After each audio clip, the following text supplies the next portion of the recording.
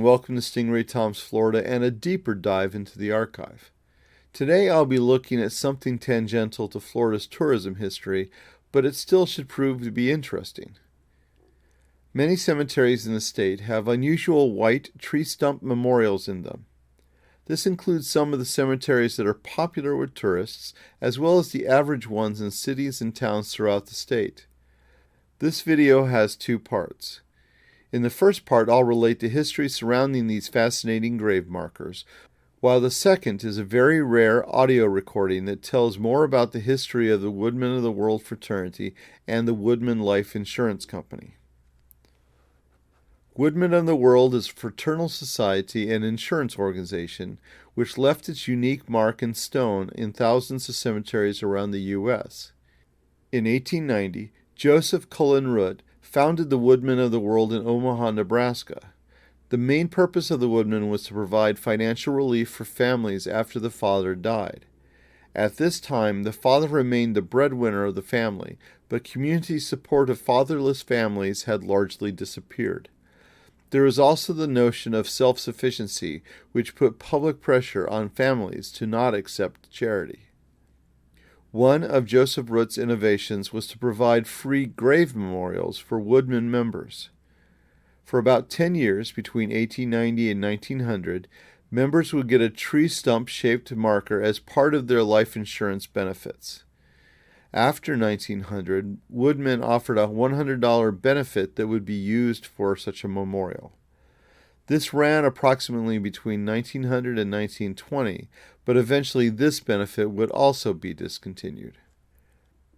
The changes were partly tied to increasing costs of grave memorials, but another likely element was that the marker program wasn't all that important in conjunction with the life insurance benefits. The majority of Woodmen memorials in Florida cemeteries are dated from 1900 to 1920, with a few as late as 1927. This falls in line with the dates that the memorial's benefits were offered.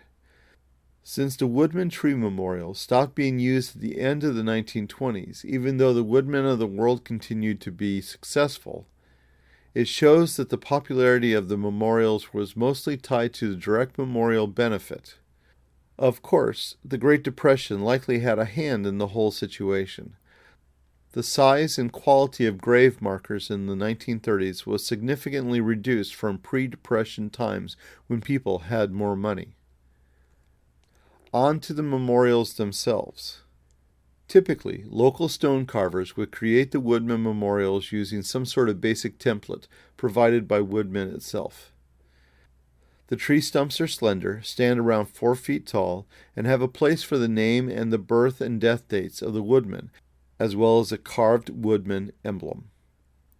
The Woodmen's motto, Dum tacet clamat, Latin for though silent he speaks, is usually on the emblem or on some other part of the marker. There are so many variations that it's clear that there wasn't really any significant attempt at standardization. Apart from the common 4-foot stump, there were other formats, including a stump resting on several cut and stacked logs, which some say represents the number of the man's children.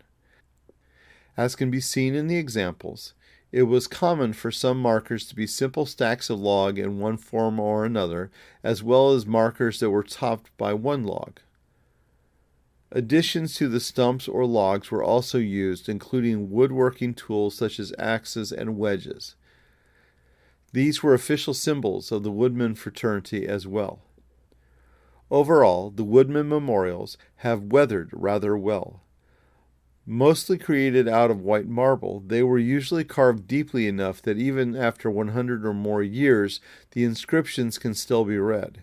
They rarely appear to be broken and at most tip over in the sandy Florida soil.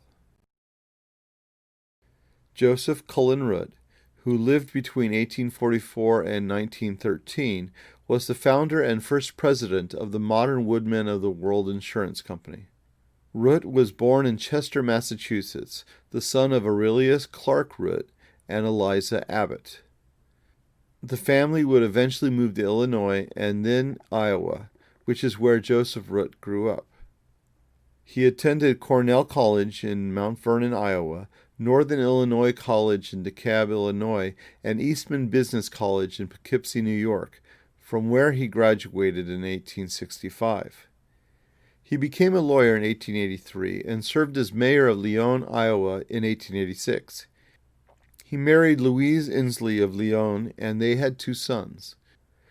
Once the Woodmen of the World was established, the rather appropriately named Root would hold the title of Sovereign Commander of the Woodmen of the World. This may give an indication to the nature of the fraternal organization. See, the Woodmen of the World wasn't just an insurance company providing death benefits. It was developed at a time when fraternal benefit societies were becoming popular, especially ones that were creating their own ritualistic activities for the members. As can be seen by these pages in the 1903 Woodmen's Ritual book, Woodmen was an organization that held similar rituals to those of the Knights of Columbus, a Catholic benefit society which was founded in 1882. These groups partly grew out of the memories of the massive hardships and the powerful camaraderie of the Civil War. As the aging former soldiers were struggling within the weak late 19th century economy, finding some sort of community became a way to find success. Organizations such as the Woodmen of the World were highly important in so many ways on through the First World War and even into the Great Depression. Both Root and his wife are entombed in Forest Lawn Memorial Park in Omaha, Nebraska. His family has a neoclassical mausoleum. There is also a marker nearby commemorating him, which was placed by the Woodmen of the World. Oddly enough, neither the mausoleum nor the Woodmen marker have any tree imagery. Woodmen members weren't the only ones who used tree symbology for grave markers. For example, there are similar markers with Masonic symbols instead of the Woodmen emblem in Florida cemeteries, including on the monument for Walt Disney's maternal grandparents, Charles and Henrietta Call. They're buried in Poinciana Cemetery in Paisley, located in northeast Lake County. Still, if you spot a white tree stump in a cemetery, it's almost certainly a Woodmen memorial. They're one of the first things I look for in any Florida cemetery I visit, for they can lead the way to the older sections with burials that occurred over a century ago. As of 2015, the Woodmen of the World began marketing itself as Woodmen Life. Its home is still in Omaha, Nebraska, and it continues to provide insurance to its members. In 1965, the Woodmen of the World magazine celebrated the 75th anniversary of the organization with several articles and a recording, an actual record that came with the issue. Known as a flexi disc, the record is 7 inches wide, double-sided, and made of clear plastic. It rotates at 33 1/3 RPM and included greetings from the well-known television actor Lorne Greene. Greene starred in one of the most popular television shows of the 1960s, Bonanza, a family-oriented Western where he portrayed the father of 3 sons who all managed their large cattle ranch, the Ponderosa. In the 1970s, he also starred in the first iteration of Battlestar Galactica. The runtime for the 2 sides is just under 12 minutes. That will make up the last part of this video. Enjoy!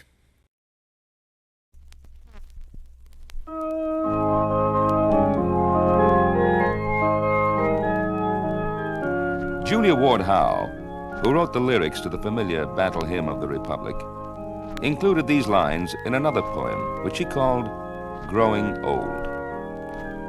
Don't trouble more to celebrate this natal day of mine, but keep the grasp of fellowship, which warms us more than wine. This is Lorne Greene. Perhaps you know me as Ben Cartwright of Bonanza. It's in this spirit of fellowship that I congratulate you and all other members of the Woodmen of the World of Omaha on this, the 75th anniversary of the founding of your society. No organization reaches this diamond milestone without a secret ingredient for longevity and success. In the Woodmen of the World, this formula is not difficult to discover. It can be stated in a single word: fraternity. But words, like people, have ancestors and families and personalities which are peculiar to them. Fraternity is an ancient and honorable term. It means the exercise of brotherhood. It means an association of men and women with similar needs and tastes and desires, seeking to achieve a purpose common to them all. Perhaps some of the pioneers who settled the Ponderosa and the thousands of real-life ranches and farms and towns and cities could not define the word. Certainly they would not be familiar with its French and Latin roots, but they knew what it meant to fraternize, to help one another. This sort of fellowship was absolutely necessary for survival on the frontier. Together, they cleared land and built cabins and planted and reaped, and together they divided the chores at roundup and fought side by side in 100 savage conflicts. Each man shared, each man contributed, each man benefited. Society and fraternity was an accepted way of life. In 1890, the Old West really disappeared. There were some last gasps down into this century, but 1890, which witnessed the massacre of the Sioux at Wounded Knee, marked the end of an era. And with the end of this era went much of the old way of life. The railroads had linked both American coasts for over 20 years. At the World's Fair in Paris, where the Eiffel Tower was opened, the first automobile was exhibited. There were 43 states in the Union, and Benjamin Harrison presided over the nation. It was a growing country.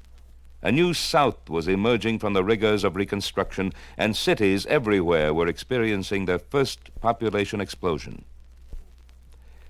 But every advance costs something, and with the rise of industry and the exodus to the large urban communities, this country forgot much of that tradition of fellowship which had been its strength. For some men and some regions, it was lost forever.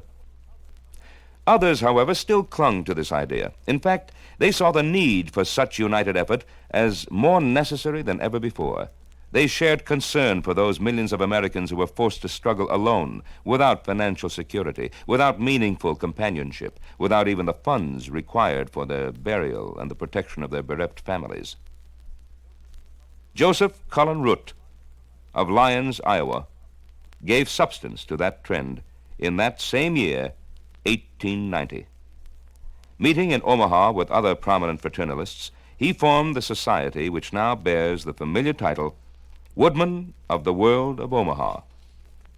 This small group created an organization destined to lead all others in its field.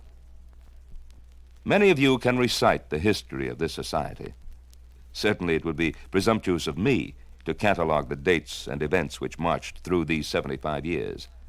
Besides, the romance and adventure of history lie behind the statistics. They exist in the concepts and the conduct of dynamic men.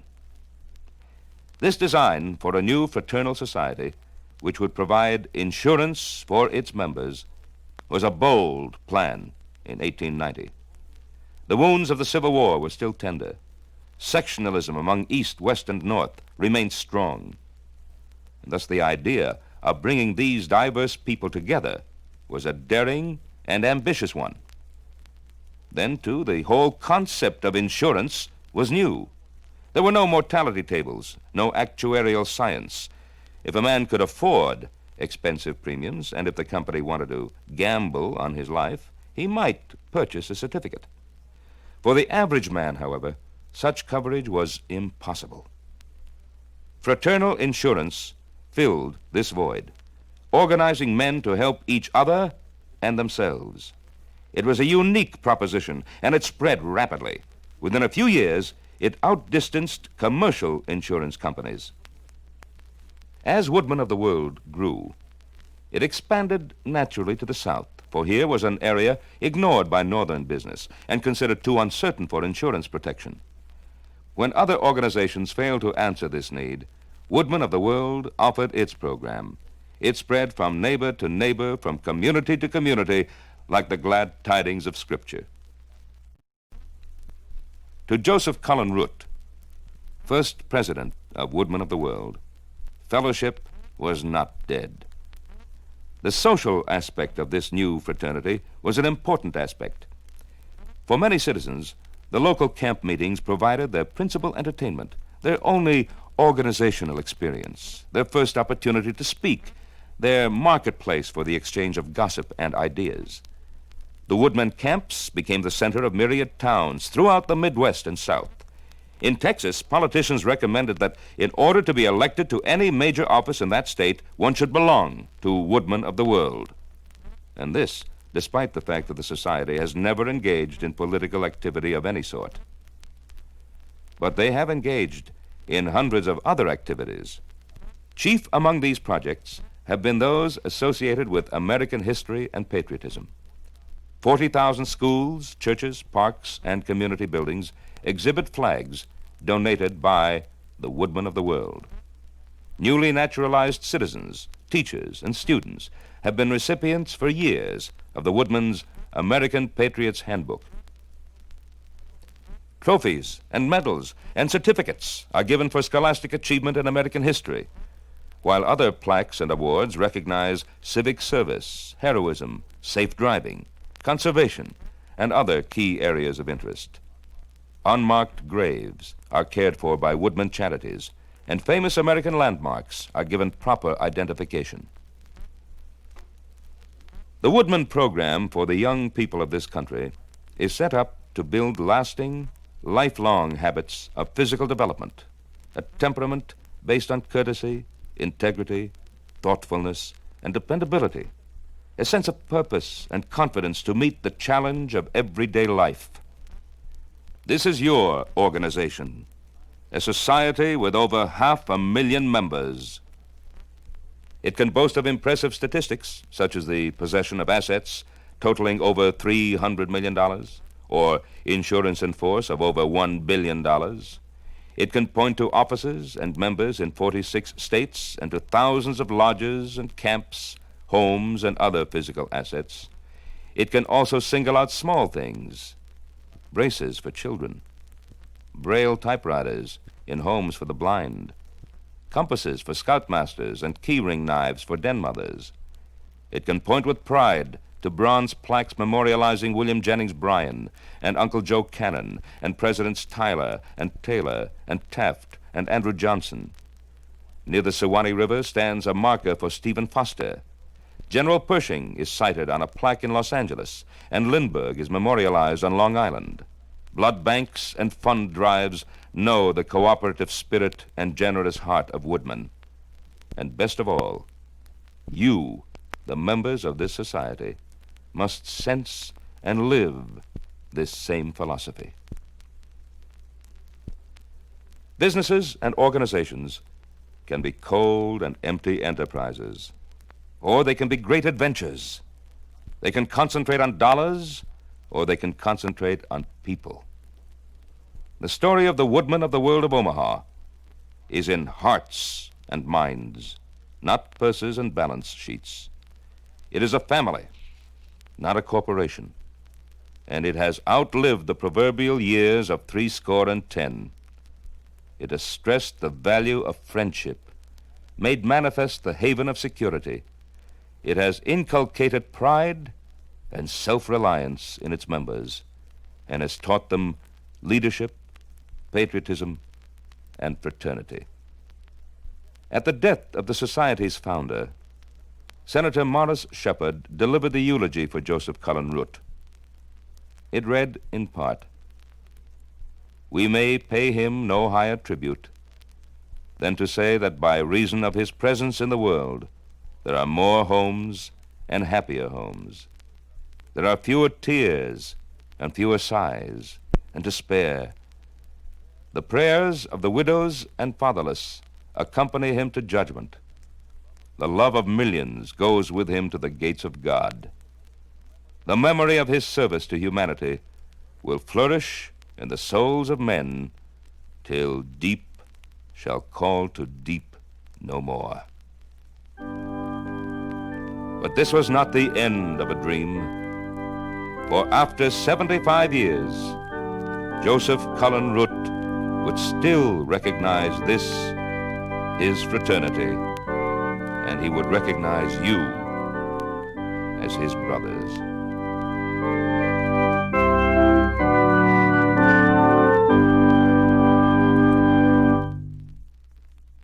Thank you for watching another of my videos on Stingray Tom's Florida.